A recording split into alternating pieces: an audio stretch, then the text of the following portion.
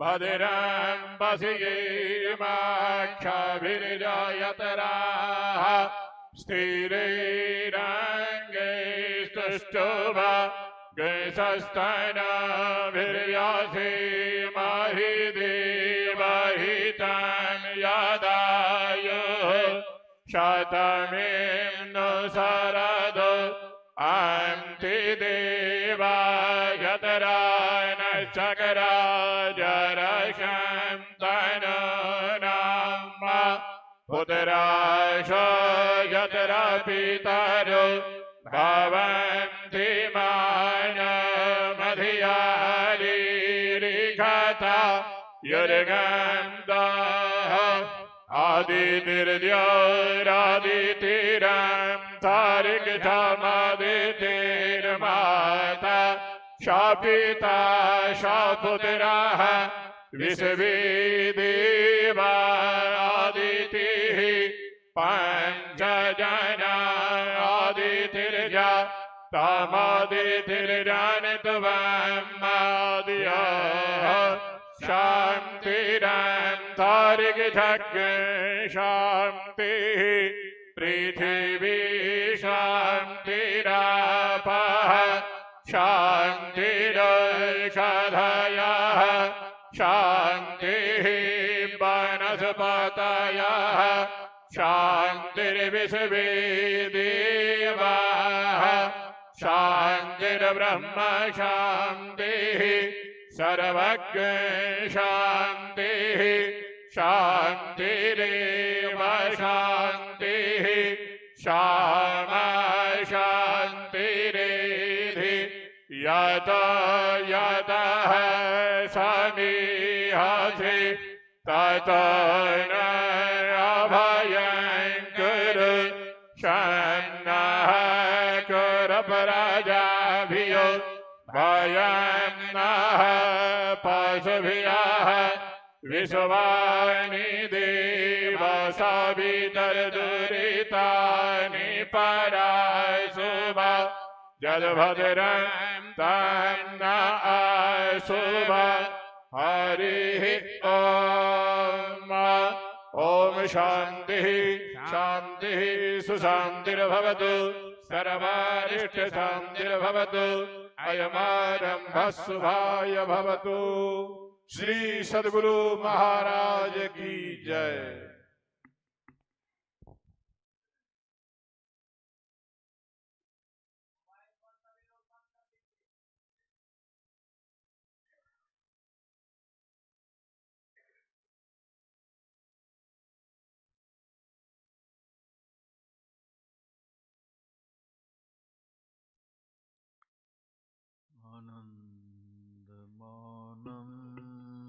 आनन्दमानन्दकरं प्रसन्नं ज्ञानस्वरूपं निजबोधरूपं योगेन्द्रमीड्यं भवरोगवैद्यं श्रीमद्गुरुं नित्यमहं नमामि। यस्याङ्घ्रिपङ्कजपरागपरप्रभावात् भूत्वा कृतिमतां श्रुतिमाचरामि तं सद्गुरुं सततसर्वसुखं सदग्र्यं वन्दे सदा विमलबोधघनं विचित्रम् वन्दो गुरुपदकन्दकृपासिन्धुनररूपहरि महामोहतमपुञ्जजासुवचनरविकर्णिकर मेरा मुझ में कुछ नहीं जो कुछ है सब तोर तेरा तुझको सौंपते क्या लागेगा।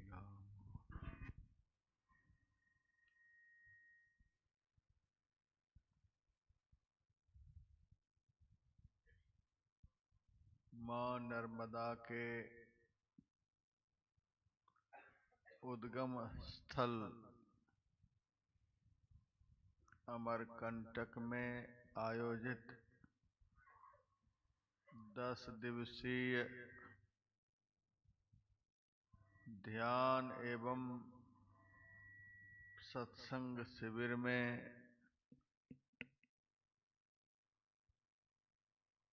पधारे हुए मंचस्थ समग्र महात्मागण,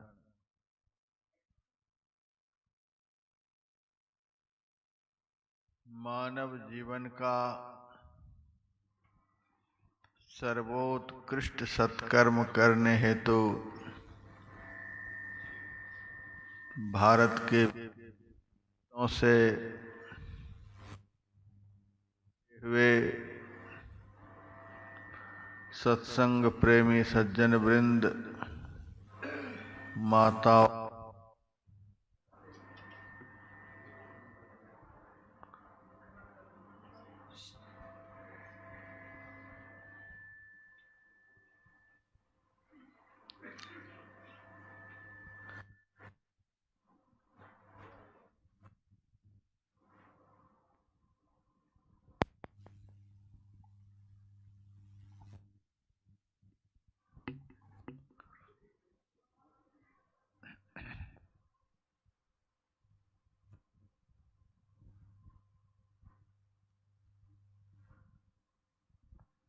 जिस तरह से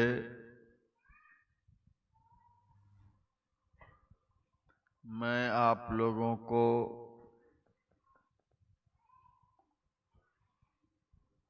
पाँच दिनों से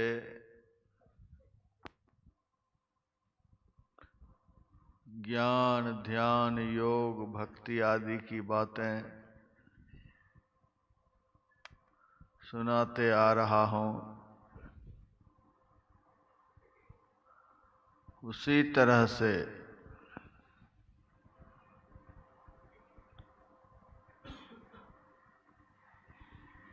भगवान श्री कृष्ण ने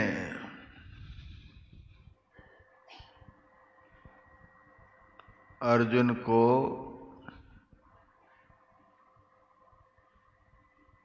गीता ज्ञान का उपदेश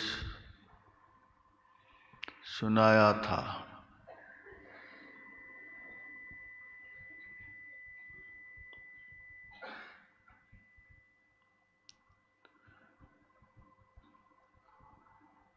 गीता में 18 अध्याय हैं।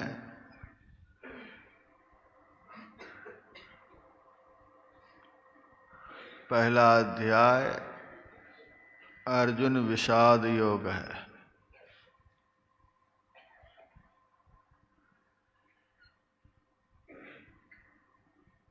दूसरा अध्याय सांख्य योग है।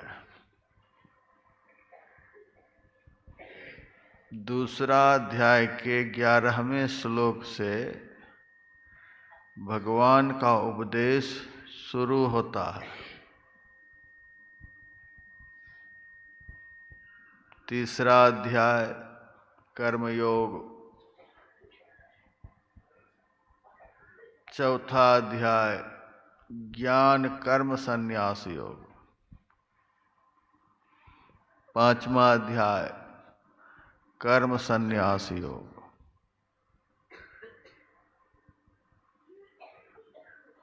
पांच अध्याय समाप्त होता है।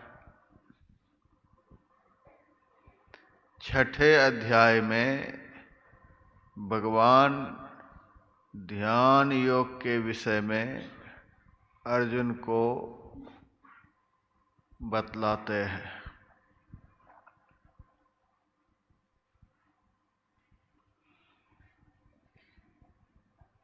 ध्यान, ज्ञान, योग, भक्ति के गंभीरतम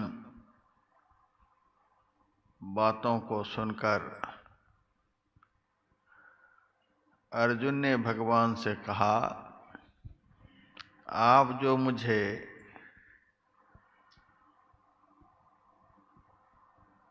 योग के विषय में, ज्ञान के विषय में, ध्यान के विषय में, समाधि के विषय में समझा रहे हैं, सुना रहे हैं, यह मेरे से नहीं होगा,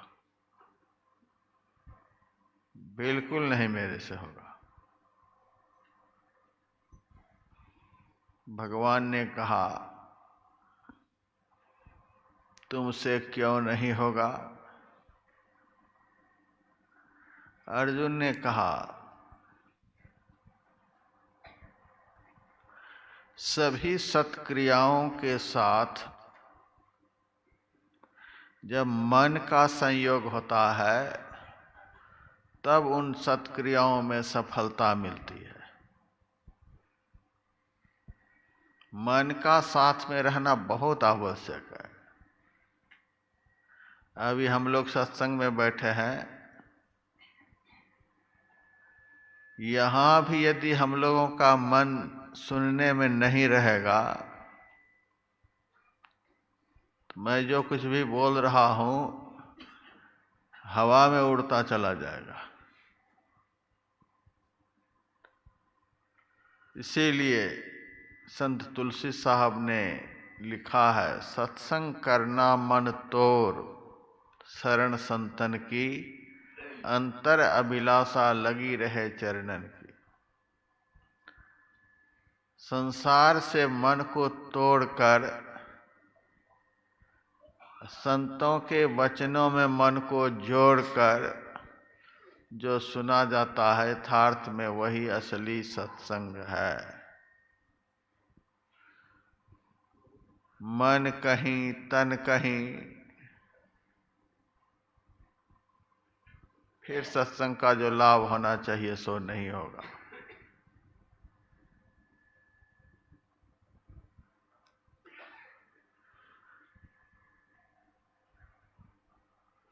अब शिकायतें होने लग गई हैं।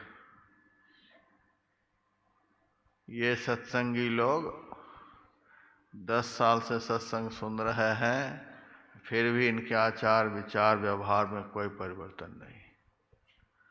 20 साल से सुन रहे हैं, 25 साल से सुन रहे हैं, सुन सुन करके पागल हो गए, जरा भी परिवर्तन नहीं।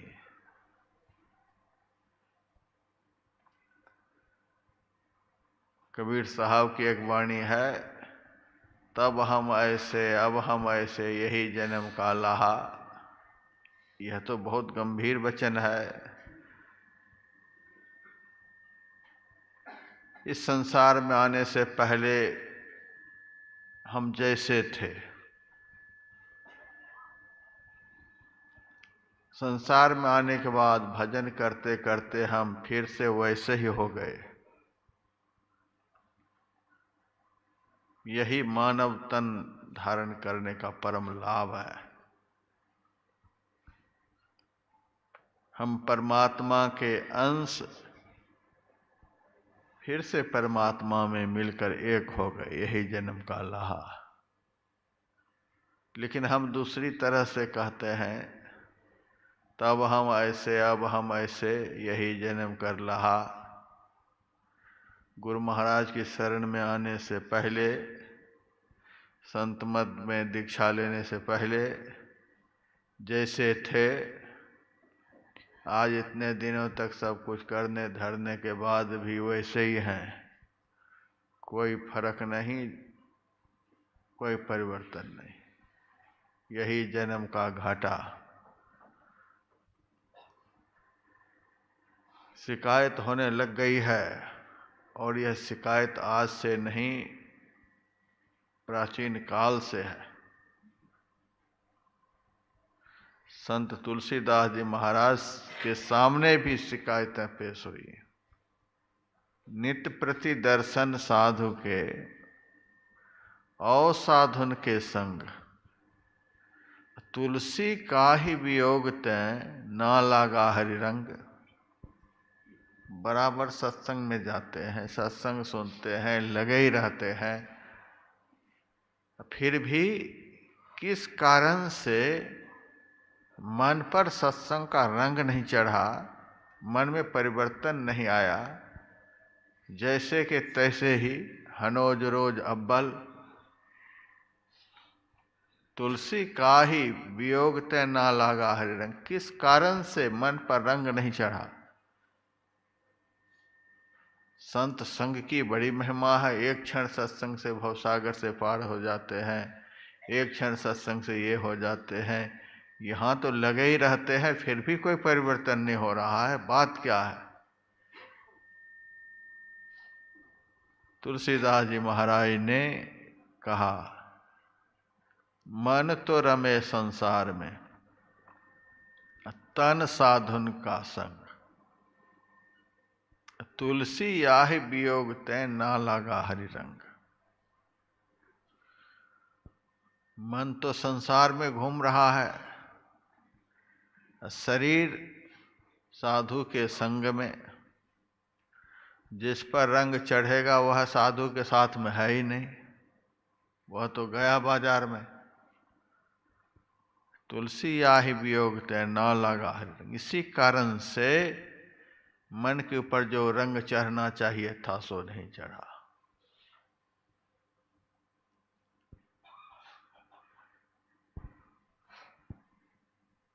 रानी रासमणी के दामाद थे माथुर बाबू।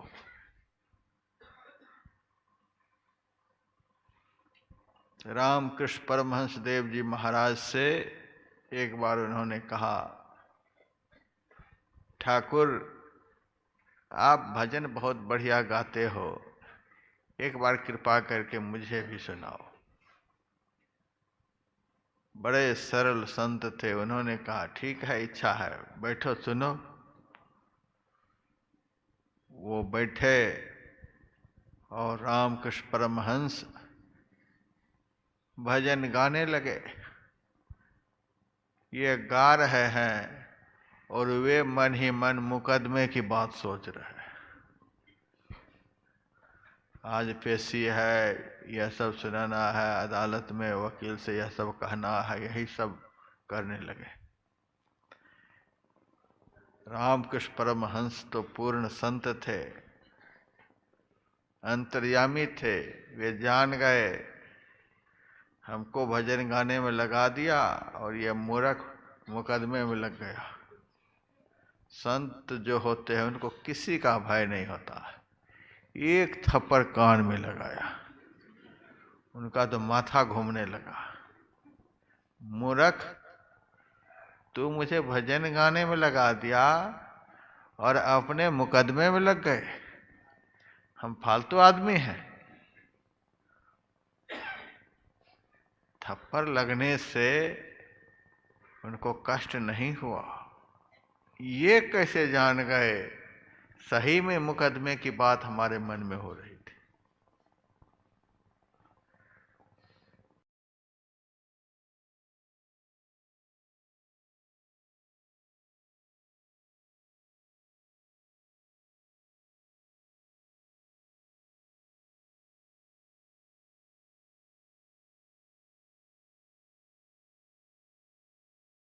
सुधारना है मन को। तन तो खोल है, मन को सुधारना है। अब मन यहां है ही नहीं, तो सत्संग में भी मन साथ में नहीं रहेगा तो परिवर्तन नहीं आएगा, सुधार नहीं होगा, मन बदलेगा नहीं। जब करते वक्त मन नहीं रहेगा तो जब करते करते ही भूल जाएंगे। आप लोग शुरू करिएगा आरती के बाद, कम से कम इतना कर लीजिए कि जिस कमरे से आए हैं उस कमरे तक पहुंच जाइएगा। यहाँ से जब शुरू करिएगा कमरे तक जाइएगा। हमें भरोसा नहीं है कि 5% लोग भी कमरे तक पहुंच सकेंगे। कुछ तो इसी हॉल को पार करते करते पार हो जाएंगे, कुछ आंगन में जाकर, कुछ पार्क तक जाकर, कुछ सीढ़ी पर।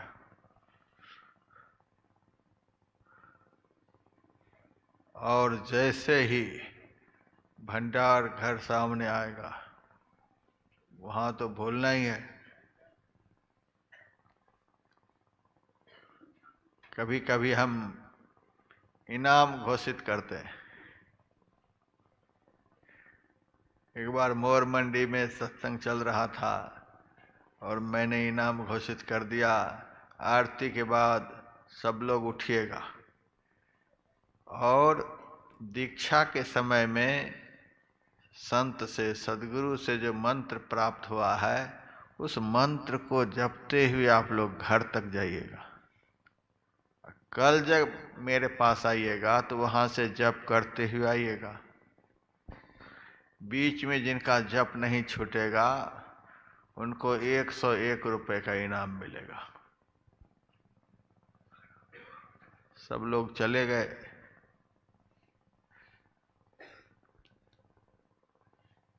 हमारे एक सेवक ने कहा, आपने सबको इनाम के विषय में सुना दिया, बहुत संख्या में सुनने के लिए आए थे, यदि सब इनाम सुना दिए तब क्या होगा?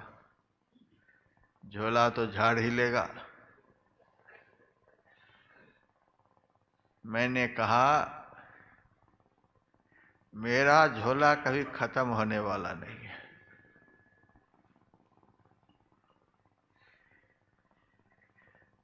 जिस झोला में रखने की प्रवृत्ति होती है उस झोला का पैसा सड़ जाता है।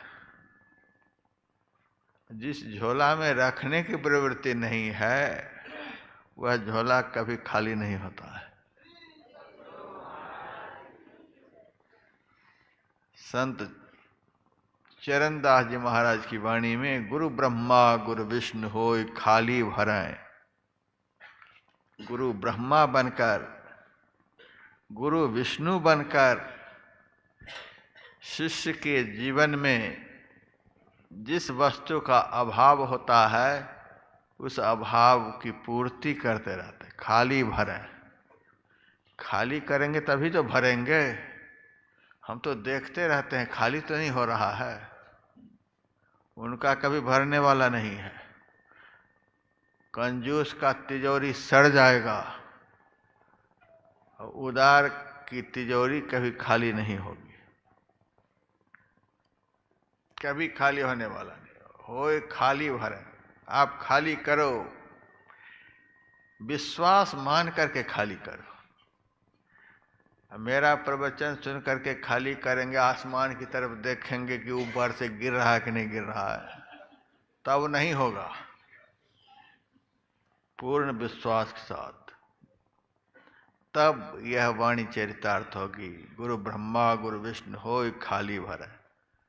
पूरा भरते हैं। मैंने कहा खाली नहीं होगा, आने दो सबको।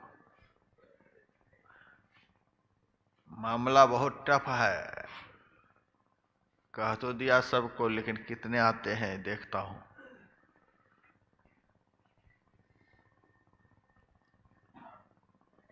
सब लोग सत्संग में आने लगे, लेकिन मेरे पास बस एक ही सरदार घर की माई आई। मैंने कहा, आप कैसे आई हो? महाराज, आपने जो कहा था मंत्र जप करते हुए घर जाना, वहाँ से जप करते हुए मेरे पास आना, बीच में जप छूटना नहीं चाहिए।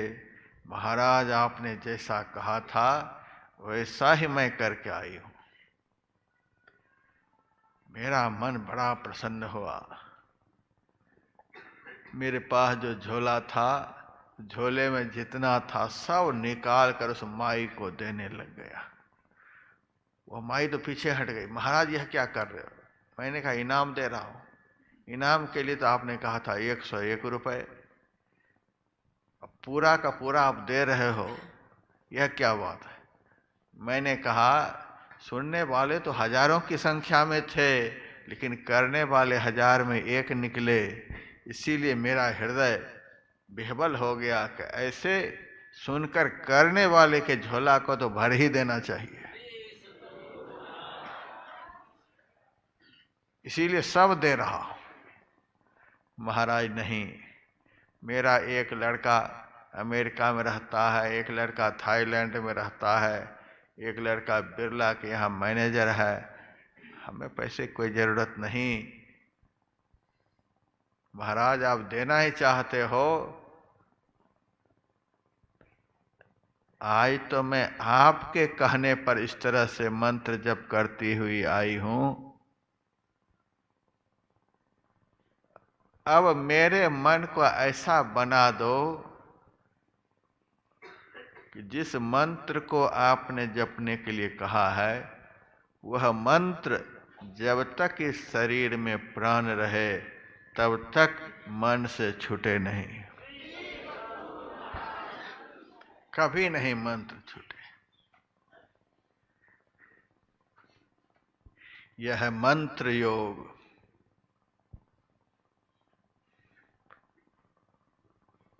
लेकिन सुनने वाले कितने थे, जप चालू करने वाले कितने थे, लेकिन जप को पूर्ण करने वाले कितने निकले। जप के साथ भी मन नहीं रहेगा तो जप छूट जाएगा।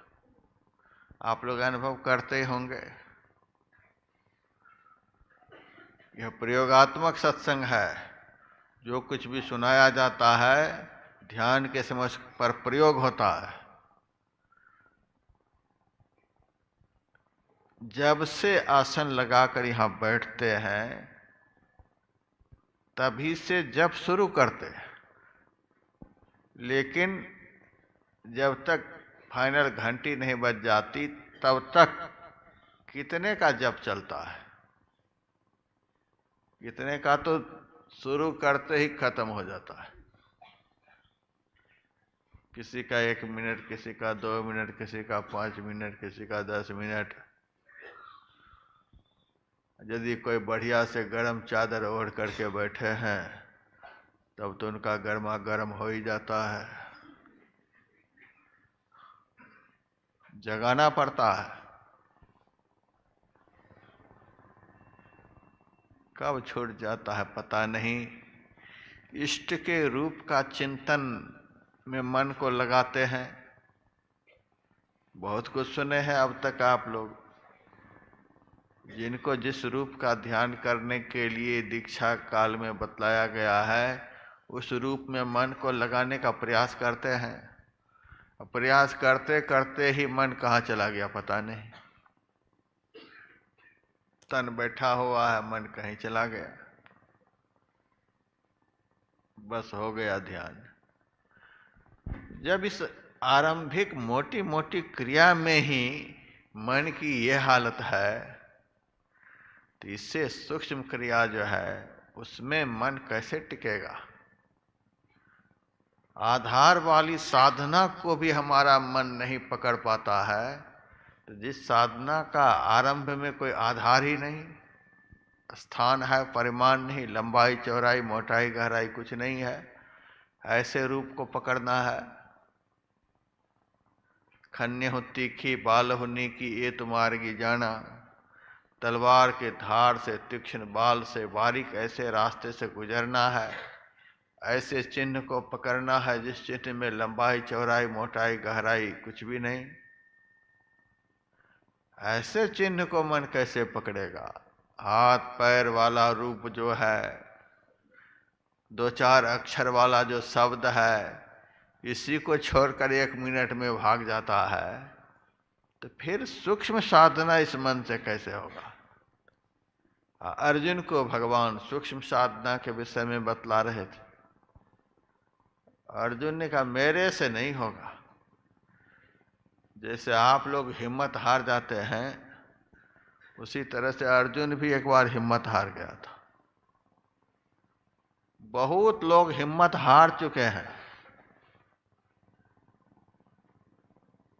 ऊपर से नीचे तक पस्त हो चुके हैं। हम 3 बजे चेक करते हैं ऊपर से नीचे तक। कभी कभी ऊपर में भी गैर हाजिरी होती है, नीचे में भी कई एक आसन खाली मिलते हैं। किसी से पैसे मांग रहे हैं, भजन पर बैठने में पेट में दर्द शुरू हो जाता है, माथा घूमने लगता है, सिर पर 10 किलो का वजन डाला जाता है, हाथ में कोई बंदूक लेकर ध्यान कराता है, क्यों नहीं आते हैं? क्यों गैर हाजिर हो जाते हैं? कोई घूमने के बहाने से इधर उधर भी चले जाते हैं, माँ की बगिया में चले गए, सोनभद्र नदी जहाँ से निकली है वहाँ चले गए, कोई उस मंदिर में गए, कोई उस मंदिर में। जाने के लिए हम मना नहीं करते, लेकिन जो काम यहाँ निर्धारित है उस काम के समय में बाएं दाएं हो जाना, इसका मतलब क्या है? हिम्मत हार चुके हैं। मन को भजन में रस नहीं मिल रहा है, इसीलिए यह बैठना नहीं चाहता। जब रस मिलेगा तो उठेगा। हम तो पुराणों की कथा को पढ़ते हैं, खूब पढ़ते हैं, लाखों लाख वर्ष तक ऋषि मुनि महात्मा ध्यान में बैठे रहे। दीमक चाट गई देह को तो भी बैठे हुए, न वहां भोजन मिल रहा है, न पानी, कुछ भी नहीं। देह को अस्थि पंजर बना दिया, अस्थि मात्र शरीर है, कुछ भी शरीर में नहीं बचा, अंतर प्राण ही केवल चल रहा है, तो भी बैठे हुए हैं, बिना आनंद के बैठे हुए हैं। भजन में जब आनंद आना शुरू हो जाएगा तो भोजन का अभाव आपको विचलित कर देगा, पानी का अभाव आपको विचलित कर देगा, बेटा बेटी का अभाव आपको विचलित कर देगा, मान प्रतिष्ठा का अभाव आपको विचलित कर देगा, स्वर्ग वैकुंठ का अभाव आपको विचलित कर देगा। सारा विश्व ब्रह्मांड आपके सामने भस्म हो जाएगा, तो भी आपका भजन टूटेगा नहीं, आपका भजन छूटेगा नहीं। भजन में इतना रस है, यदि उस रस को मन एक बार पकड़ ले, सारा संसार भस्म हो जाएगा, तो भी उसको मन छोड़ेगा नहीं। विनय पत्रिका में तुलसीदास जी महाराज कहते हैं, ब्रह्म पीयूष मधुर शीतल जो पय मन सो रस पावे, तौकत मृगजल रूप विषय कारण निशिवा सरतावे।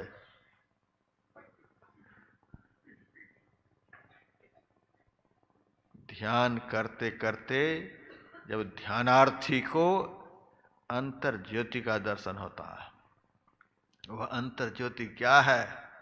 वह अमृत है। उससे भी आगे ध्यानार्थी बढ़ता है, अंतर्नाद सुनने को मिलता है। वह क्या है? वह अमृत है। अंतर ज्योति और अंतर्नाद यह अमृत है। इस अमृत को पाने के लिए जो अभ्यास किया जाता है, यह अमृत की साधना है, यह अमृत की साधना कहलाती है। और ये दोनों जब प्राप्त होते हैं तब अमृत की प्राप्ति कही जाती है। उस अमृत को कौन प्राप्त करता है? यह आत्मा। शरीर जड़ है, इंद्रियां जड़ हैं, आत्मा चेतन है। इसका नाश नहीं होता है, यह मरता नहीं है, इसीलिए आत्मा अमृत है। आत्मा रूपी अमृत के द्वारा अंतर ज्योति और अंतर्नाद रूपी अमृत की साधना के द्वारा परमात्मा रूपी अमृत को प्राप्त किया जाता है। बीच में किसी का सहयोग नहीं चाहिए। अमृत के द्वारा अमृतमयी साधना करके अमृत स्वरूप परमात्मा की प्राप्ति होती है। न शरीर काम करेगा, न इंद्रियां काम करेगी। तुलसीदास जी महाराज कहते हैं ब्रह्म पीयूष मधुर अंतर ज्योति और अंतर्नाद इतना मीठा है कि हम कह नहीं सकते। गुरु नानक देव जी महाराज कहते हैं अमृत नाम निधान है मिली पीवहु भाई, बहुत मीठा। संत कबीर साहब की वाणी में भी फल मीठा पै ऊंचा तरवर कौन जतन कर पीजय नेक निचोर सुधारस वाको कौन जुगति करी लीजय। परमात्मा रूपी फल इतना मीठा है, एक बार उस फल की प्राप्ति हो जाएगी तो जन्म जन्म की प्यास, जन्म जन्म की भूख सदा सदा के लिए समाप्त हो जाएगी। और उसी परमात्मा रूपी फल का रस अंतर ज्योति और अंतर्नाद है। जो फल ही मीठा है उस फल का रस कैसा होगा? कड़वा होगा? नहीं, वह रस भी मीठा होगा।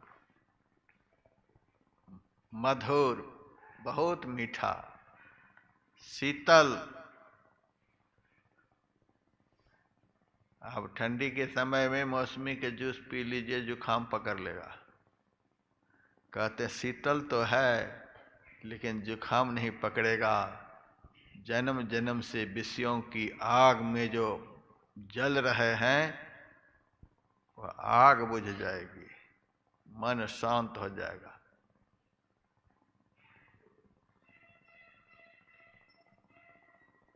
ब्रह्म पीयूष मधुर शीतल जो पै मन सो रस पावे। जिसका मन उस रस को, उस अमृत को एक बार अंदर में प्राप्त कर लेता है तो कत मृग जल रूप विषय कारण निशिवासर धावे। फिर इसका मन क्यों विषय रस के पीछे भागेगा? क्यों भागेगा? विषय में कोई रस है? कोई रस नहीं। विषय रस तो सड़ा हुआ रस है। सड़े हुए आदमी इसको पीते हैं। विषय का रस सड़े हुए लोग पीते हैं।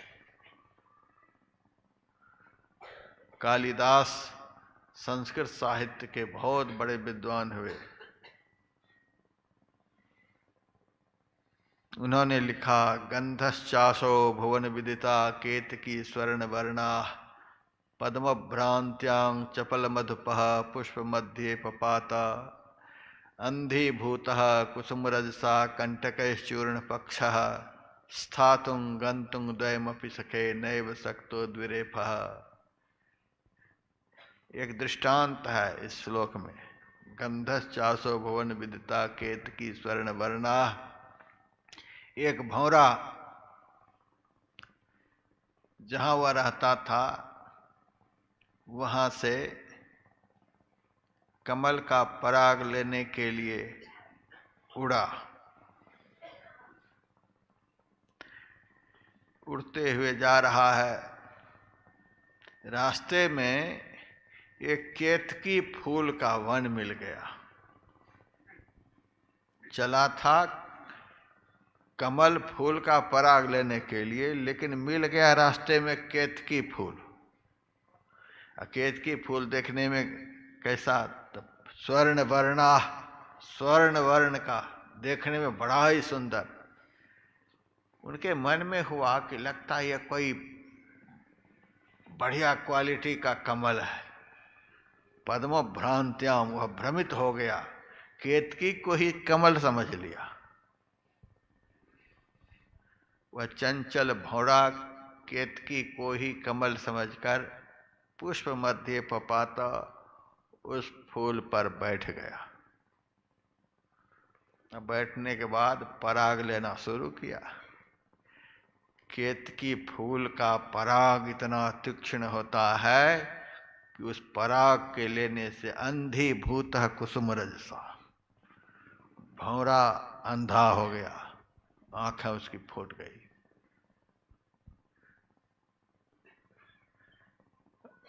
जिस भौरा को चारों तरफ दिखता था, आज वह भौरा कुछ भी नहीं देख रहा है। पंख को फड़फड़ाने लगा। केतकी फूल के किनारे किनारे रेशेदार छोटे छोटे कांटे होते हैं। पंख जो फड़फड़ाने लगा, उस रेशेदार कांटे से उनका पंख भी चूर चूर हो गया। कंटके चूर्ण पक्षा। अब उस भौरे की ये हालत, न तो कुछ देख सकता है, न कहीं उड़कर जा सकता है। नैव शक्तो दुरेव।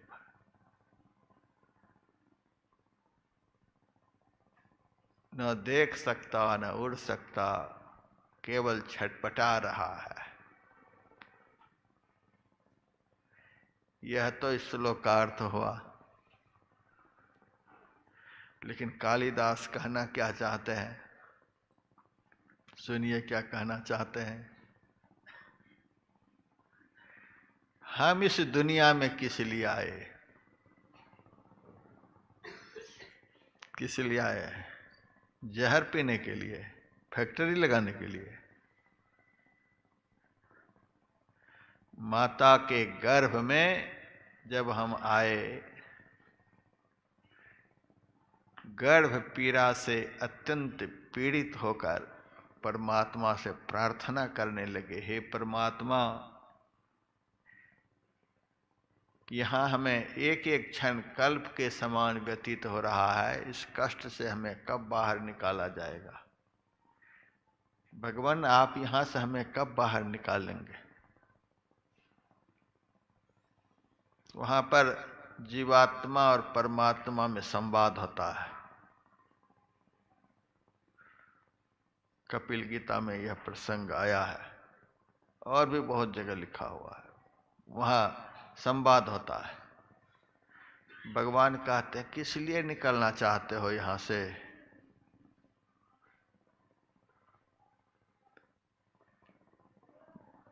वह जीव कहता है, यहाँ बड़ा कष्ट हो रहा है,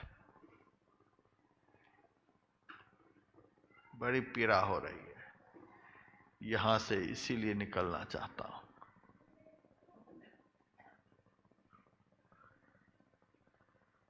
भगवान कहते हैं, जब यहाँ से निकाल देता हूं, तब तो वही धंधा शुरू करता है कि जिस धंधे के कारण फिर यहीं आना पड़ता है। जब यहाँ आ जाते हो तो महाराज निकालो, महाराज निकालो, हमको भी तूने पागल बना रखा है। पहली बार थोड़े यहाँ तू आया है, असंख्यों बार तू माता के गर्भ में आया है। यहाँ जब कष्ट होता है तब महाराज निकालो। निकाल देने के बाद वही दुकानदारी शुरू होती है कि फिर यहीं आओ। अब मेरे बस की बात नहीं। तुमको आदत हो गई है सड़ने और मरने की। जब तब वह जीव परमात्मा से बारंबार प्रार्थना करता, हे प्रभु, इस बार यदि इस कष्ट से हमें बाहर निकाल देंगे तो हम आपका इतना भजन करेंगे, इतना भजन करेंगे कि दोबारा यहाँ आना नहीं पड़े। अच्छा, यदि भजन नहीं करोगे तब चुप हो जाता है। दगा तो पहले से ही है, करना तो है नहीं, लेकिन ट्राई मारता है। यदि नहीं करोगे तब, नहीं नहीं महाराज, इस बार तो खूब भजन करेंगे, दोबारा यहाँ आना नहीं पड़े। नहीं करोगे तब क्या करेंगे? चुप हो जाता, महाराज आप ही बताओ क्या कहूँ। तो भगवान कहते हैं कि तुम यह शर्त करके जाओ कि इस बार यदि भजन नहीं करेंगे तो फिर से यहीं पहुंचा देना। हमें निकालने के लिए भी आता है तो घुसाने के लिए भी आता है। तुम यह मत समझना कि मैं यहाँ से फरार हो जाऊंगा तो ये खोज नहीं पाएंगे। गोस्वामी लक्ष्मीनाथ परमहंस कहते हैं, प्रभु हो क्रोटिन दोष हमारो, कहा छपाऊं छपत नहीं तुमसे, रवि शशि नयन तिहारो। चंद्रमा और सूर्य भगवान के नेत्र हैं, कौन बच सकते हैं भगवान के नेत्र से। दिन में फरार होंगे तो सूर्य की आंख से भगवान देख लेंगे, रात में फरार होंगे तो चंद्रमा की आंख से देख लेंगे। मेरा प्रवचन सुनने के लिए तो सब तरह के लोग आता है। एक बड़ा होशियार बनिया था, उन्होंने कहा महाराज हम अमावस्या की रात में भागेंगे। उस समय न सूरज रहेगा न चंद्रमा रहेगा। इतना चालाक है। अच्छा चलो, दुनिया का ज्ञान जहां जाकर अंत होता है वहां से संत का ज्ञान शुरू होता है। तो संत को मूर्ख बनाना चाहता है। सुन, अमावस्या की रात्रि में कौन देखेगा तुमको? जल थल अनल आकाश पवन मिली, पांचों हैं रखवारो। अमावस्या की रात्रि में धरती तो नहीं आसमान में उड़ जाएगी। धरती, जल, अग्नि, हवा, आकाश, कहाँ जाओगे? पांचों हैं रखवारो। तब कहता जहां ये पांच में से एक भी नहीं रहेंगे वहां चले जाएंगे। अच्छा, वहां चले जाओगे तो सुनो, वहां के लिए भी रहत सदा संग साथ न छाड़त, काल पुरुष बरियारो, प्रभु हो क्रोटिन दोष हमारो। काल जो है उसकी पहुंच वहां भी है जहां स्थूल संसार के पांचों तत्व नहीं है। कहाँ जाओगे भाग करके? फरार नहीं हो पाओगे।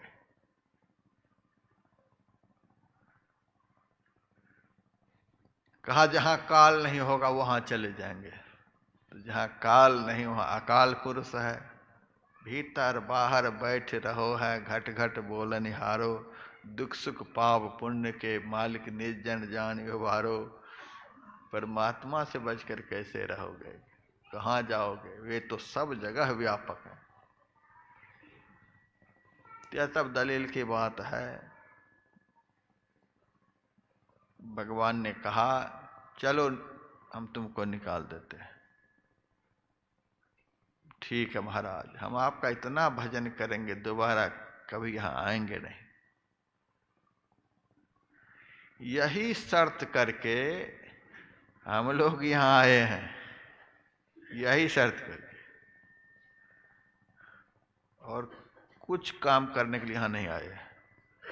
दिमाग में बिठा लीजिए, परमात्मा से यही कहकर बाहर आए हैं। और अभी 10 दिन का शिविर खत्म नहीं हुआ है, कुछ पहले से निकलने के लिए तैयार है। कुछ 4 दिन में जा रहे हैं, कुछ 6 दिन में जा रहे हैं, कुछ 2 दिन में जा रहे हैं, कुछ 7 दिन में जा रहे हैं, जा ही रहे हैं। और 21 तारीख के बाद तो मैदान साफ हो ही जाएगा। यहाँ के मैनेजर साहब आज कह रहे थे महाराज आप लोग जब चले जाओगे तो हम लोगों का मन नहीं लगेगा। उन लोगों का भी मन कितना लग गया हम लोगों को देख करके, अब मन नहीं लगेगा। लगता है अब आपके ही पास हमें जाना पड़ेगा।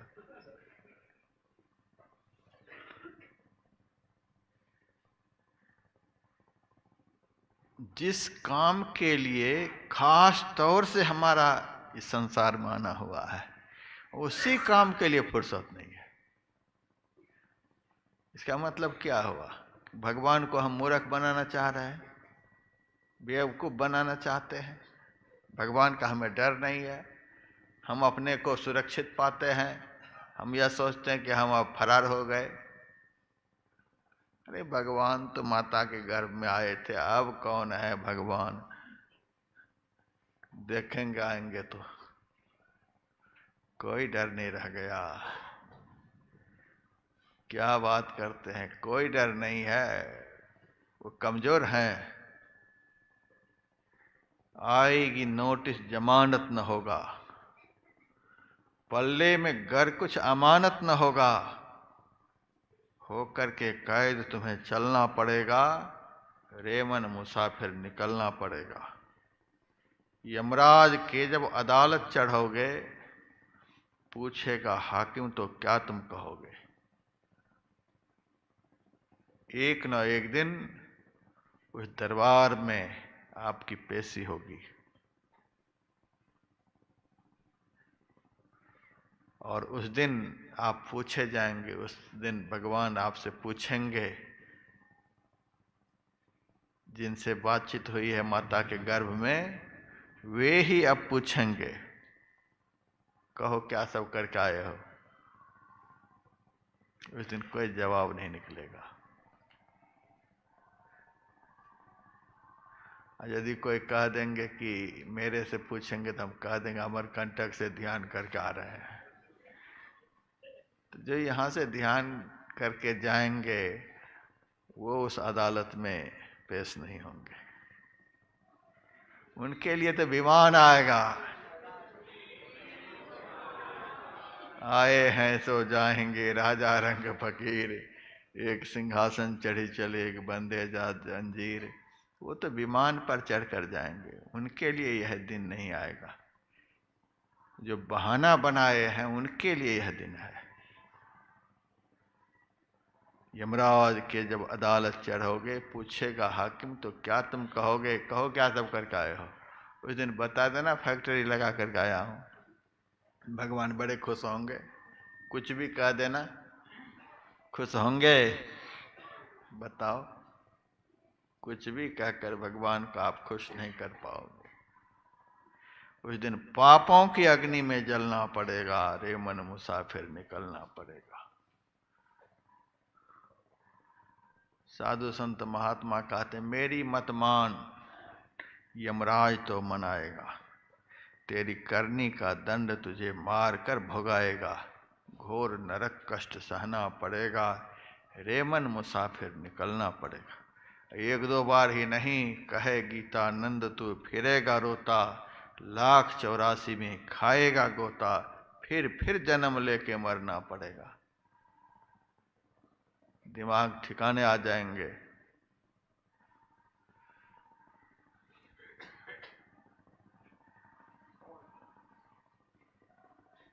हम खास तौर से इस मनुष्य शरीर में भजन रूपी खास काम करने के लिए आए हैं। एक खास भाई होते हैं, दूसरे चचेरे भाई होते हैं, फिर कोई सौतेले भाई होते हैं। ये खास बिल्कुल अपना। इस मनुष्य शरीर का सबसे खास काम क्या है? बिल्कुल खास। ये चचेरे मौसेरे नहीं, बिल्कुल खास। कौन सा काम है? हमारे गुरुदेव तो एक ही बार में उस खास काम को समझ गए और रामानुग्रह से परमहंस बन गए। देह धरे कर फल है भाई, भजिए राम सब काम बिहाई। इसी एक चौपाई ने हमारे गुरुदेव को परमहंस बना दिया। यही है खास काम। देह धरे कर फल है भाई, भजिए राम सब काम बिहाई। खास काम इस शरीर का यही है, और इसी काम के लिए फुर्सत नहीं। 24 घंटे के दिन रात हैं। चरणदास जी कहते हैं, दिन को हरि सुमिरन करो, रैन जाग करो ध्यान। दिन भर सुमिरन करते रहो, क्योंकि दिन में भोजन भी बनाना है, घर का काम भी देखना है, फैक्ट्री भी देखना है, और भी बहुत बातें हैं। तो दिन में शरीर से काम करो और मन से सुमिरन करते रहो। तन काम में मन राम में। चलो ऐसा करो, दिन को हरि सुमिरन करो, दिन भर सुमिरन करो, काम भी करो। रात में तो सोना ही है, लेकिन मनुष्य शरीर सोने के लिए नहीं। सोने के लिए तो 84 लाख प्रकार के शरीर हैं। अब तो यह शरीर जगने के लिए मिला है। रैन जाग करो ध्यान, रात में जग कर ध्यान करो, दिन भर सिमरन करो। तो दिन भर सिमरन, रात भर जागरण कौन करेगा? जो गले तक पेट भरन करेगा? नहीं नहीं, भूख राख भोजन करो, तज सोबन को बान। भूख रह ही जाए इतना भोजन करो। सोने की आदत अब छोड़ो। बहुत लोग सोने की आदत पकड़ लिए हैं। 3 बजे गैर हाजिर, 5 बजे गैर हाजिर, सोने की आदत पकड़ लिए। जब यह जीवन हाथ से हवा की तरह निकल जाएंगे, उस दिन एक एक श्वास पर पश्चाताप होगा। तज सोबन को बांध, सोने की आदत को छोड़ो। संत बड़े दयालु होते हैं, संसारी लोग बड़े आलसी होते हैं। आलसी लोग संत से कहने लगे, महाराज 24 घंटे तो भजन बहुत मुश्किल है, तो कितना करना चाहते हो? कुछ कम करो महाराज, रात भर नहीं होगा। तब चरणदास जी महाराज कहते हैं, 4 पहर नहीं जग सके, आधी रात सो जाग। ध्यान करो, जप ही करो, भजन करन को लाग। पूरी रात नहीं जग पाते हो तो कोई बात नहीं, आधी रात जग करके भजन करो।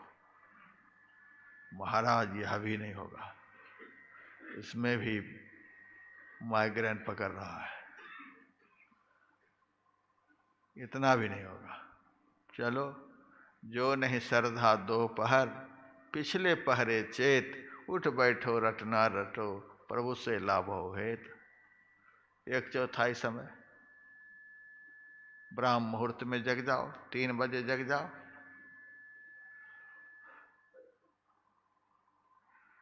महाराज और कुछ कम करो, थोड़ा सा और छोड़ दो। लोग बड़े विचित्र हैं। साधु संत महात्मा को दया आती, चलो कुछ कम कर देते हैं तो करेगा, कुछ कम कर देते करेगा। कम करते करते तो अब पता नहीं।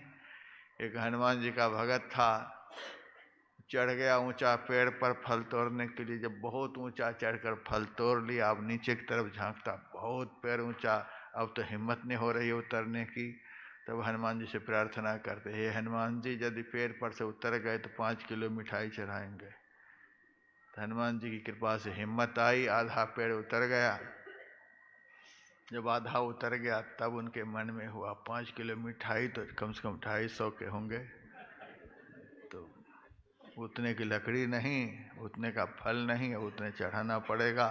तब कहते हैं, अब यदि सकुशल उतर गए तो 2.5 किलो चढ़ाएंगे।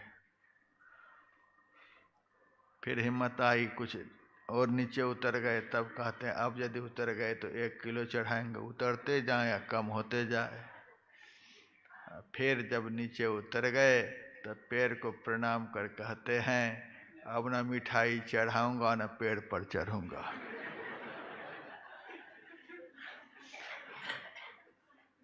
अब जैसे जैसे संत छूट देते जाते हैं, वैसे वैसे लोग, और कम कर दो, और थोड़ा सा कम कर दो। तब संत ने कहा, अब नहीं होगा। जागे ना पिछले पहर, करे न गुरुमत जाप। मुंह फाड़े सोबत रहे, ताकू लागे पाप। अब नहीं होगा। ब्राह्म मुहूर्त के बाद समझौता नहीं है, ब्राह्म मुहूर्त में भी नहीं। एक बार मैं रात के 10 बजे, बहुत आवश्यक कार्य था, किसी सत्संगी को फोन लगा रहा था। अब तो मोबाइल चल रहा है, 30-32 साल पहले की बात है। इंदौर में मैं था, फोन लगाया, अब लगे ही नहीं। वो कान में लगाने वाला फोन होता था बूथ पर, वहीं गया था। अब महाराज बिजी चल रहा है, बहुत बिजी चल रहा है, बहुत बिजी चल रहा है। तब क्या करें, महाराज आप 4 बजे सुबह आ जाओ मेरे पास, उस समय तुरंत लग जाएगा। तो उस समय तुम उठोगे? कहा आपके लिए हम उठ करके तैयार रहेंगे। ठीक 4 बजे ब्रह्म मुहूर्त में उठकर वह तैयार था। मैं उनके पास गया, एक ही बार में फोन लग गया। मैंने कहा 10 बजे रात में 20 बार फोन लगाया तो लगा नहीं, और इस समय एक ही बार में लग गया, बात क्या है? तब कहता महाराज रात में लाइन बिजी है, जल्दी कनेक्शन पकड़ता नहीं है। अभी जो है लाइन क्लियर है, अभी सब भोगी लोग सोए रहते हैं। 10 बजे 11 बजे रात तक तो सब जगे ही रहते हैं, इसीलिए लाइन बिजी रहती है, और इस समय सब सोए हुए रहते हैं, लाइन क्लियर है महाराज, इसीलिए एक बार में लग गया। दिन भर के काम धंधे करते करते करते दिमाग बिजी रहता है, फिर शाम में भजन करने के लिए बैठते हैं तो लाइन जल्दी पकड़ता ही नहीं, जल्दी ध्यान में मन लगता ही नहीं, कभी कहीं मन जाता है, कभी कहीं मन जाता है, कभी कहीं, बिजी लाइन। रात में विश्राम करके दिमाग फ्रेश रहता है, फिर ब्रह्म मुहूर्त में उठते हैं तो लाइन क्लियर मिलता है, उस समय जल्दी ध्यान बनता है। ध्यान करने के लिए सबसे उपयुक्त समय ब्रह्म मुहूर्त है। वह मुहूर्त यदि हाथ से निकल गया फिर तो नियम परिपालन,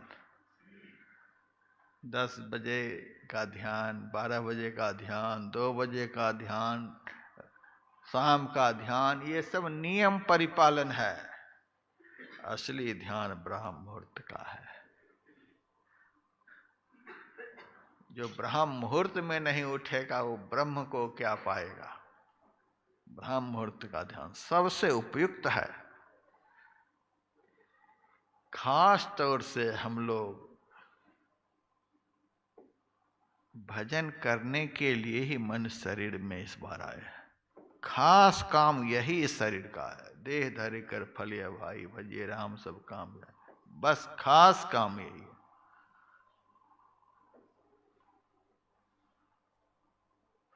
लेकिन कितना कर रहे हैं सबको पता है, खास काम के लिए कितना समय निकल रहा है।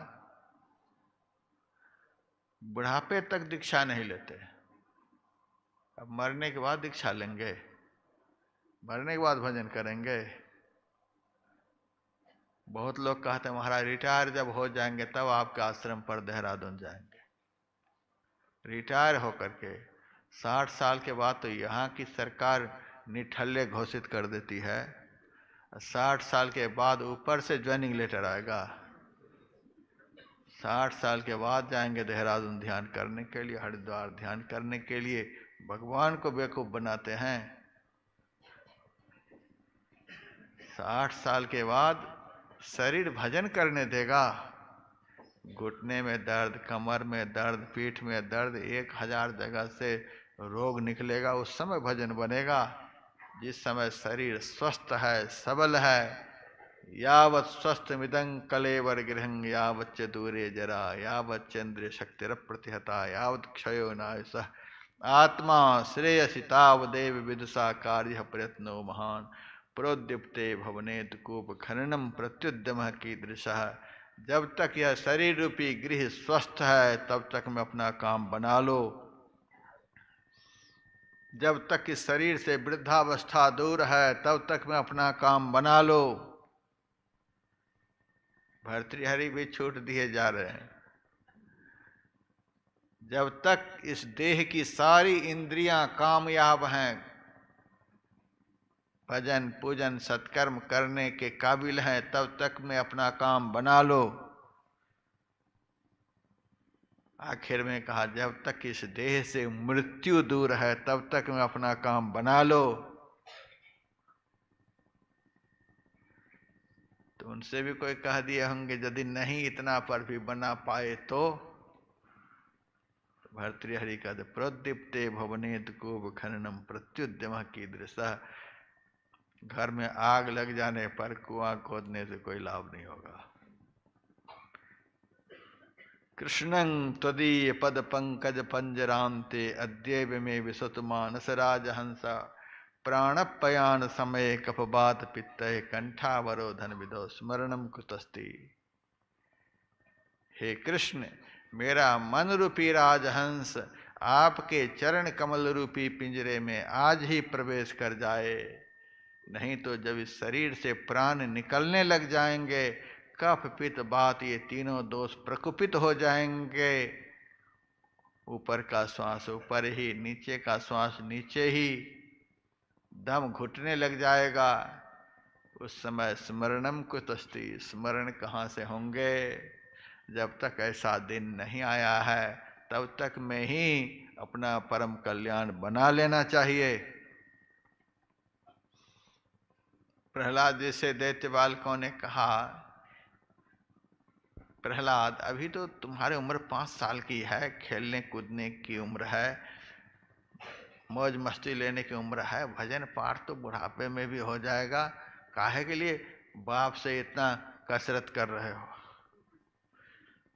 आनंद लो, मजा लो, पढ़ो लिखो, अभी से भजन में लगे पड़े हो, छोड़ो इन धंधों को।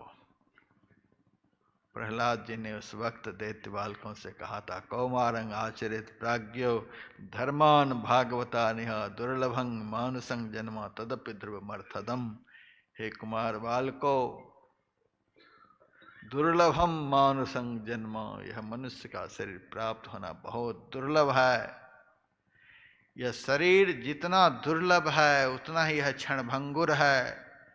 इसी एकमात्र शरीर से अपना परम कल्याण हो सकता है और किसी भी शरीर से नहीं।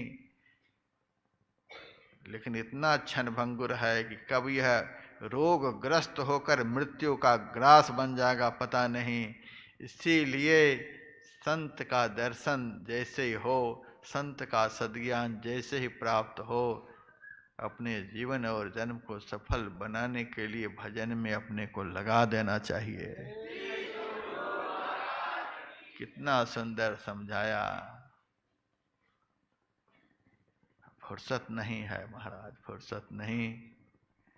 खास तौर से यह मानव तन मिला है परमात्मा के चरण कमल रूपी पराग को लेने के लिए। यही शर्त किए हैं परमात्मा से गर्भ में। लेकिन आ तो गए हैं यहाँ पराग लेने के लिए, रास्ते में मिल गया केतकी फूल का वन। यह केतकी फूल का वन क्या है? ये पंच विषय, केतकी स्वर्ण वर्णा, ये पंच विषय, पंच विषय का बाजार देखने में इतना सुंदर लगता है, इतना सुंदर लगता है कि मन रूपी भौरा लुभायमान हो जाता है। उन्हें लगता है यही आनंद का विषय है, यही जीवन है, यही सुख लेने की घड़ी है, यही आनंद पाना है हमको।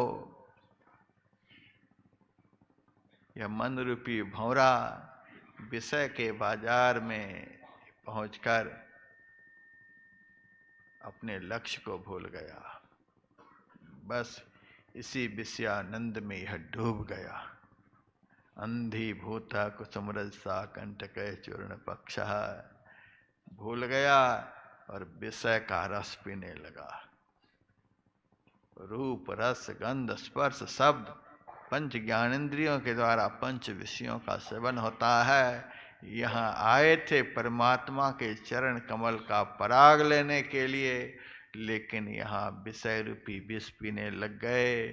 विषय रूपी विष का असर कैसा हुआ? अंधी भूत कुसुम रसा, ज्ञान वैराग्य रूपी नेत्र फूट गया। ज्ञान वैराग्य ये ही नेत्र हैं। ज्ञान विराग नयन उर्गारी, ज्ञान वैराग्य रूपी नेत्र विषय रूपी विष के सेवन से नष्ट हो गया। बचा त्याग विवेक रूपी पंख। अब जब यह शरीर विषय सेवन के लायक नहीं रह जाता, तब यही विषय उस जीव को दुर्गति प्रदान करता है। जिस विषय का पहले आनंद लेते हैं, वही विषय बाद में फिर दुख देते हैं। अब त्याग विवेक रूपी पंख टूट गया। अब तो लाख लात पड़ने पर भी वैराग नहीं होगा। मेरे पास बिहार प्रांत से एक कटिहार जिले का सत्संगी आया, महाराज हम आपके आश्रम में रहेंगे। मैंने कहा कि बुढ़ापे में तो वैराग होता नहीं, तो कैसे आ गया? का वैराग तो होता नहीं है, लेकिन वैराग करा दिया गया है। तो कैसे वैराग चढ़ा? महाराज 2 लड़के हैं, रेलवे में नौकरी करता था, रिटायर हो गया। रिटायर होने पर 15-16 हजार रुपये पेंशन भी मिलता था। 28 दिन तक तो बेटे दुर्गति करते थे।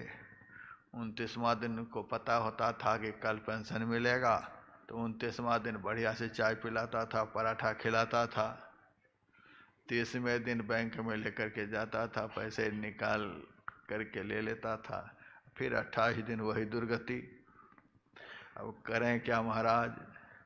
एक बार मेरे मन में हुआ कि व्यासानंद बाबा भारत में जगह जगह बहुत बढ़िया बढ़िया आश्रम बनाए हैं, तो 2-4 आश्रम का दर्शन कराते।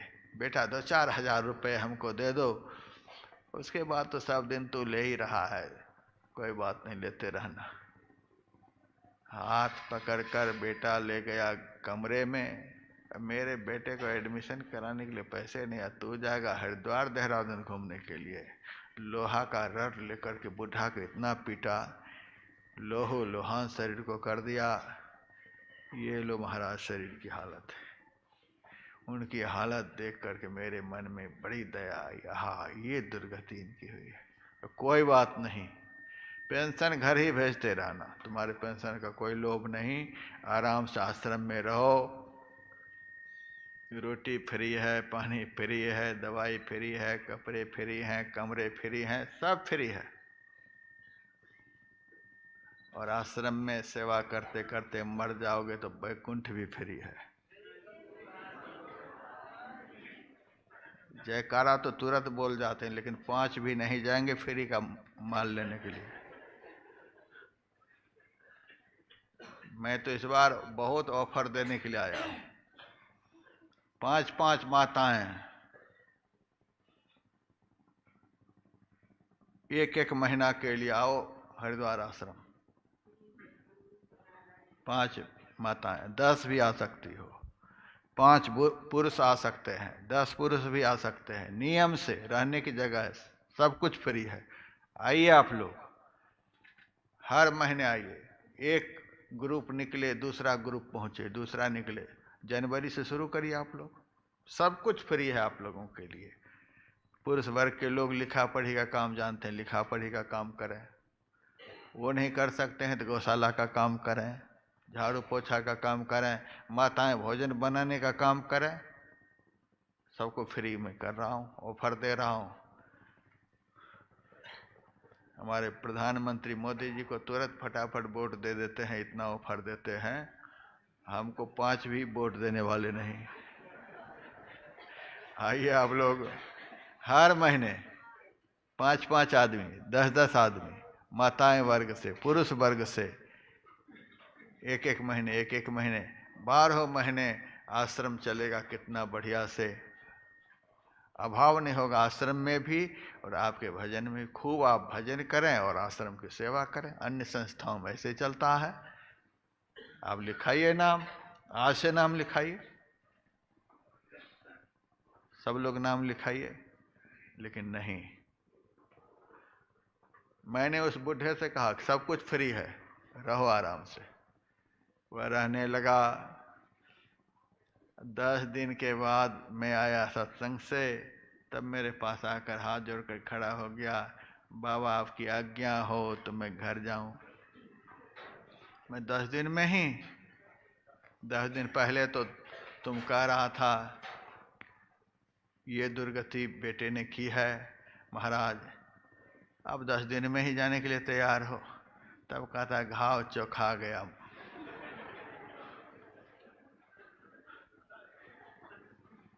ये देख लो, घाव सब सूख गया महाराज।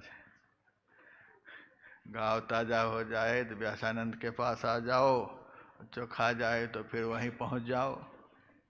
ये हालत क्यों है? इतनी दुर्गति हो रही है घर में।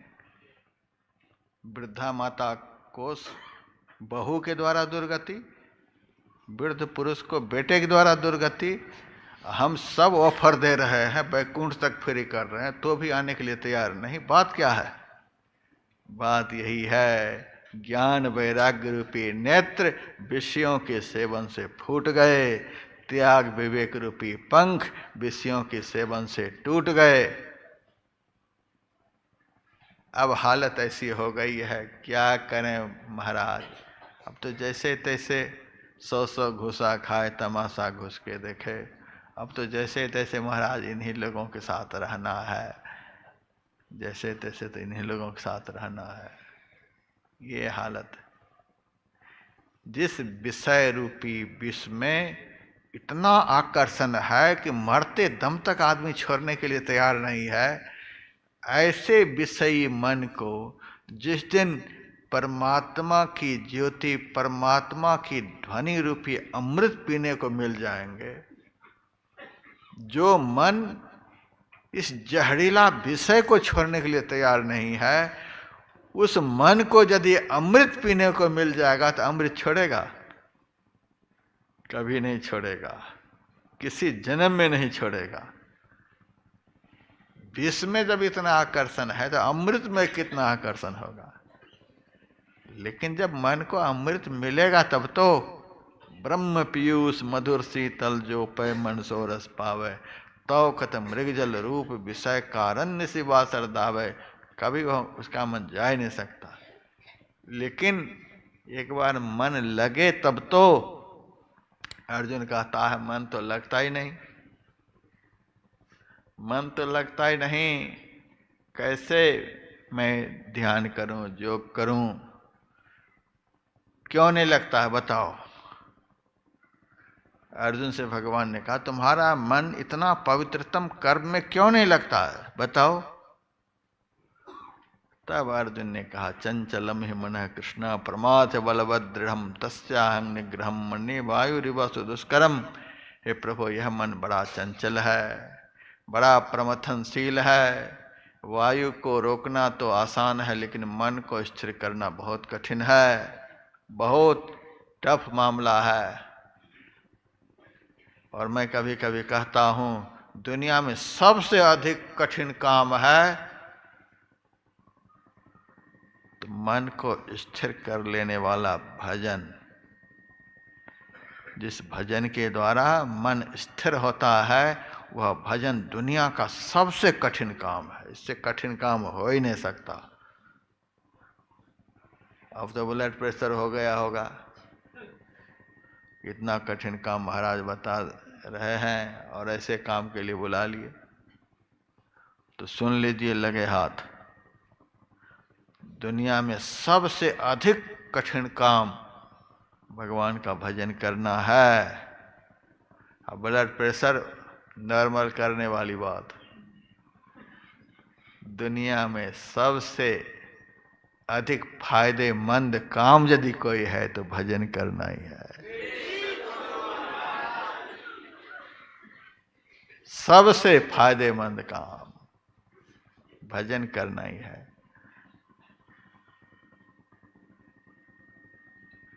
खर्चे नहीं वाको चोर न लेवे, दिन दिन बढ़त सवायो। नेहाभिक्रम नाशोस्ति प्रत्यवायु निविद्यते, स्वल्पमप्यस्य धर्मस्य त्रायते महतो भयात्। जन्म मरण के सारे भय से मुक्त कर देने वाला यह काम है।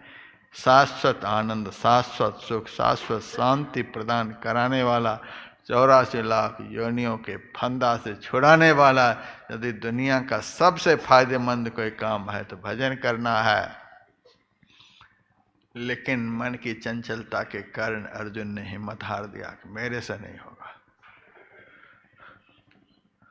तो अभी तो मैं प्रवचन को यहीं विराम दूंगा, मेरे से नहीं होगा महाराज, मेरे से नहीं होगा। जब भगवान के सामने खड़ा होकर के अर्जुन कहता है मेरे से यह काम नहीं होगा, तो हम लोगों के सामने तो पकोड़े का बाल्टी है, फिर इस बाल्टी के सामने भजन कैसे होगा। लेकिन विश्वास दिलाता हूँ यदि बुला लिया गया है तो भजन कैसे होगा वह रास्ता भी बतलाया जाएगा। दूसरे सत्र में भगवान बताएंगे रास्ता। तुम कहते भजन नहीं होगा, कैसे भजन होगा मैं बताऊंगा। तो जैसे कृष्ण भगवान ने अर्जुन को बताया, वैसे भगवान को माध्यम बनाकर भजन कैसे बनता है अब 4 दिनों में वह बताया जाएगा। यही थोड़ा सा भी सुनाया। एक भजन सुनिए, 2 आध्यात्मिक आरती। जय गुरु महाराज।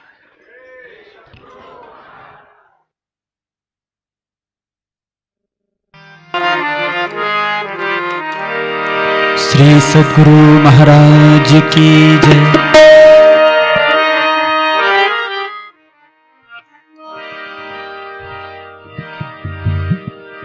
अखियां लागी रहन दो साधो, हृदय नाम संभारा। रीझे बूझे साहिब तेरा, रीझे बूझे साहिब तेरा, कौन पड़ा है द्वारा। अखियां लागी रहने दो साधो, हृदय नाम संभारा। अखियां लागी रहने दो साधो, हृदय नाम संभारा। रीझे बूझे साहिब तेरा, रीझे बूझे साहिब तेरा, कौन पड़ा है द्वारा। अखियां लागी रहने दो साधो, हृदय नाम संभारा। अखियां लागी रहने दो साधो।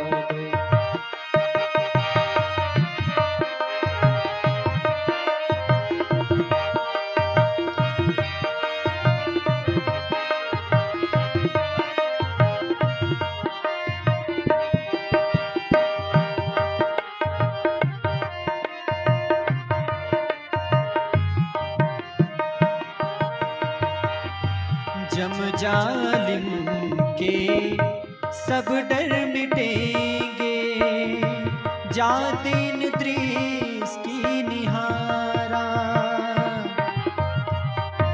जम जालिम के सब डर मिटेंगे, जा दिन दृष्टि निहारा। जब सतगुरु ने कृपा कीन्ही, जब सतगुरु ने कृपा कीन्ही, लीन हो नाम उबारा।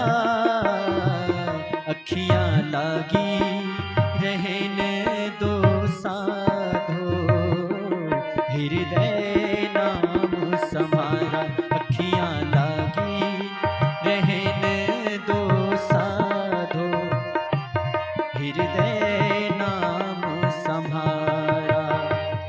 रीझे बूझे साहिब तेरा, रीझे बूझे साहिब तेरा, कौन पड़ा है द्वारा। अखियां लागी रहने दो साधो, हृदय नाम संभारा। अखियां लागी रहने दो।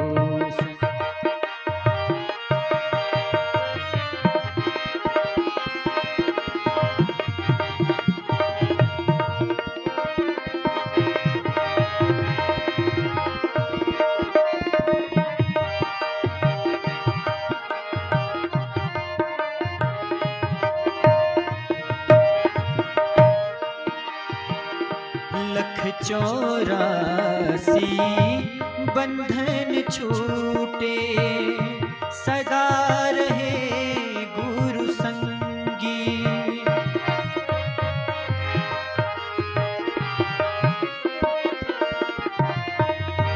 लख चौरासी बंधन छूटे, सदा रहे गुरु संगी। प्रेम पियाला हरदम पीवे, प्रेम पियाला हरदम पीवे, सदा मस्त बोरंगी। अखियां लागी रहन दो साधो, हृदय नाम संभारा। अखियां लागी रहन दो साधो, हृदय नाम संभारा। रीझे बूझे साहिब तेरा, रीझे बूझे साहिब तेरा, कौन पड़ा है द्वारा। अखियां लागी रहन दो साधो, हृदय नाम संभारा। अखियां लागी रहन दो साधो, हृदय नाम संभारा।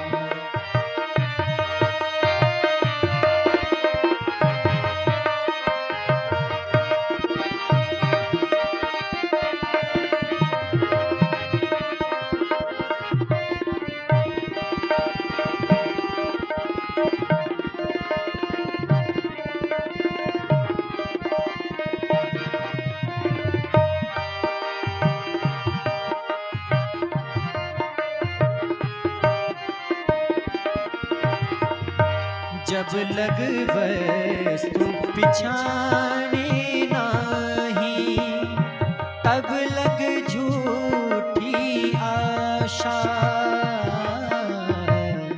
जब लग वस्तु पिछाने नाही, तब लग झूठी आशा। झिलमिल ज्योति लखे कोई गुरुमुखी, झिलमिल ज्योति लखे कोई गुरुमुखी।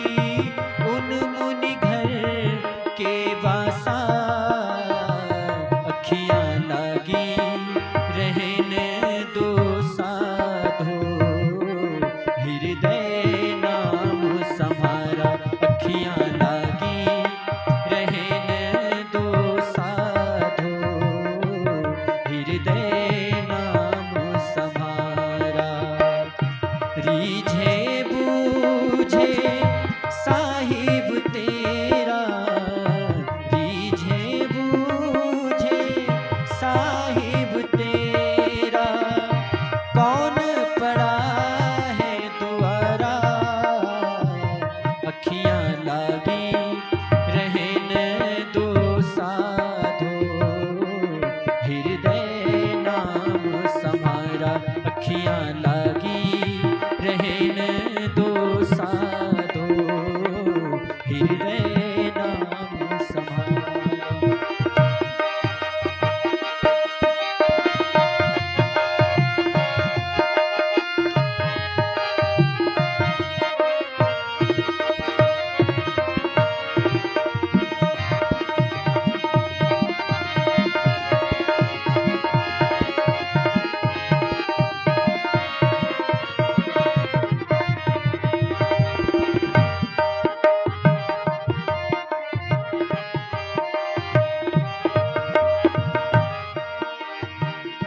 सबको दृष्टि पड़े अविनाशी, बिरला संत पिछाने।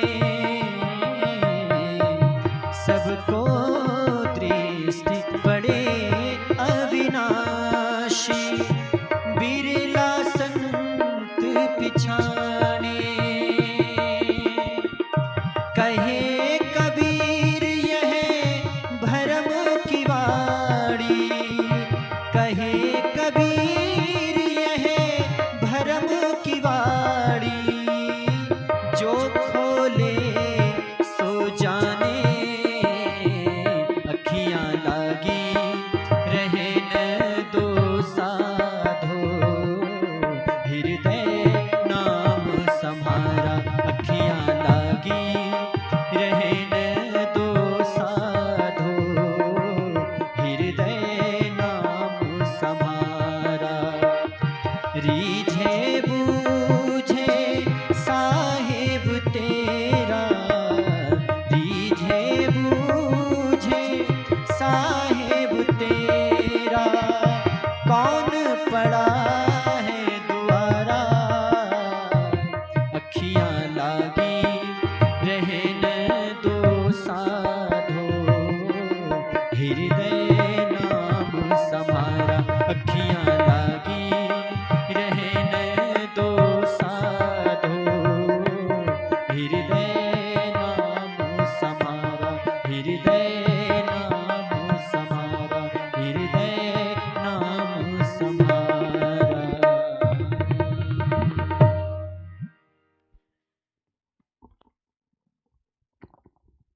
श्री सद्गुरु महाराज की जय। सत्संग प्रेमी सज्जन वृंद, माताओं एवं बहनों, जैसा कि आप लोगों को पता है कि हरिद्वार से चलकर एक से एक दिव्य पुस्तकें आई हुई है। उन्हीं पुस्तकों में हमारे एक सत्संगी हैं श्रीमती श्वेता मंडल, बीरभूम पश्चिम बंगाल की तरफ से पंचामृत पुस्तक है, जिसमें कि परमाराध्य गुरु महाराज के 5 तीर्थों में जो अमृत में प्रवचन हुए थे वह प्रवचन है। स्तुति विनती है, चालीसा है, गुरु कीर्तन है, आरती है, छोटी सी पुस्तक है। उस पुस्तक पर इनकी तरफ से 10 रुपए की छूट की गई है। अलौकिक जागरण पत्रिका एवं गुरु महाराज के फोटो पर भी 10-10 रुपए का छूट इन्होंने करवाया है। इसका लाभ आप लोग अवश्य लें। और एक हैं हमारे सत्संगी दयानंद पंझा, जो कि जगदीशपुर भागलपुर के रहने वाले हैं। उन्होंने महर्षि में ही कैलेंडर के ऊपर 15 रुपए की छूट करवाई है। इस छूट का भी आप लोग आनंद लें। 100, 50, 25 जिनकी जो सामर्थ्य हो, आप वह कैलेंडर अपने घर ले जाएं और अपने आस पड़ोस एवं अपने सगे संबंधियों को भी उस कैलेंडर को घर घर में प्रचारित करें। और यही सूचना थी, इनका आप लोग अवश्य लाभ लेंगे। और भी एक से एक दिव्य पुस्तकें वहां पर हैं। आप लोग सत्संग के बाद वहां जाएं और अपने आसपास बांटने के ख्याल से भी जितना आपके पास सामर्थ्य हो उस पुस्तक को अवश्य खरीद के अपने साथ ले जाएं। श्री सद्गुरु महाराज की जय। आरती संग सतगुरु के की जय। अंतर जोत होत लख लीजय। 5 तत्व तन अग्नि जराई। दीपक चास प्रकाश करी जय। गगन थाल रवि शशि फल फूला। मूल कपूर कलश धर दीजय। अक्षत नभ तारे मुक्ताहल। पोहप मालहिय हार गुही जय। सेत पान मिष्टान मिठाई। चंदन धूप दीप सब चीजें। झलक झांझ मन मीन मजीरा। मधुर मधुर ध्वनि मृदंग सुनी जय। सर्व सुगंध ओढ़ी चली आकाशा, मधुकर कमल केली धुनिधि जय। निर्मल ज्योत जरत घट माही, देखत दृष्टि दोष सब छीजय। अधर धार अमृत बही आवै, सतमत द्वार अमर रस भीजय।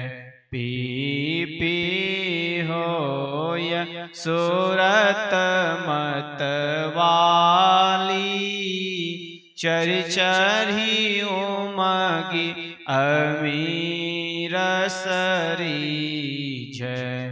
कोट भान छवि तेज उजाली, अलख पार लखी लाग लगी जय। छिन छिन सूरत अधर पर राखै, गुरु प्रसाद अगम रस पीजय। दमकत कड़क कड़क गुरु धामा, उलटिया लल तुलसी तन तीजय। आरती तन मंदिर में की जय। दृष्टि योगल कर सन्मुख दीजय। चमके बिंदु सूक्ष्म अति उज्ज्वल, ब्रह्म ज्योति अनुपम लख लीजय। जगमग जगमग रूप ब्रह्मांडा, निरखी निरखी ज्योति तज दीजय। शब्द सूरत अभ्यास सरल तर, करि करि सार शब्द गही लीजय। ऐसी जोगति काया गढ़ त्यागी, भव भ्रम भेद सकल मल छीजय। भव खंडन आरती यह निर्मल, करि में ही अमृत रस पीजय। आरती तन मंदिर में की जय। दृष्टि योगल कर सन्मुख दीजय। बोलिए प्रेम से श्री सद्गुरु महाराज की जय। सब संतन की जय। सत्संग महात्म्य की जय। वैदिक धर्म की जय। जय गुरु महाराज, जय गुरु महाराज, जय गुरु महाराज। श्री सद्गुरु महाराज की जय।